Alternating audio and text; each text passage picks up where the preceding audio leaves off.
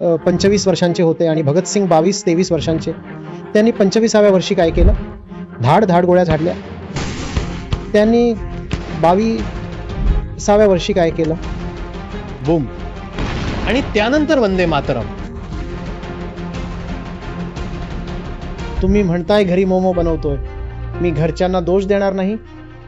असं थोडंच आहे की ज्या घरात पैसा असतो किंवा सरकारी अधिकाऱ्यांची जी मुलं असतात ती सगळी घरातच पडू राहतात. असं काही नाही. हे आपल्यावर असतं की तुम्ही एक आयुष्यात किती धोका पत्करायचा आहे, तुम्हाला तुमचा किती पुरुषार्थ दाखवायचा आहे, तुम्ही जखम व्हायला, वेदना सहन करायला किती तयार आहात.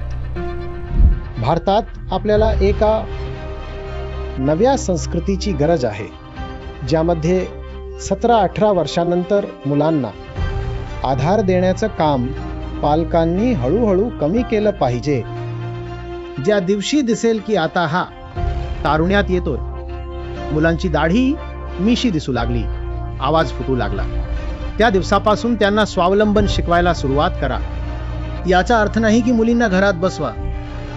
मुलीही मोठ्या होत आहेत हे कळतं, त्यांच्यासोबतही हेच करा. मोठी होतीयस, आमच्यावर अवलंबून राहू नकोस. शिक. जगात स्वतःच्या हिंमतीवर जगावं लागतं. प्रत्येकाला आपली लढाई स्वतःच लढायची आहे. तू पण शिक.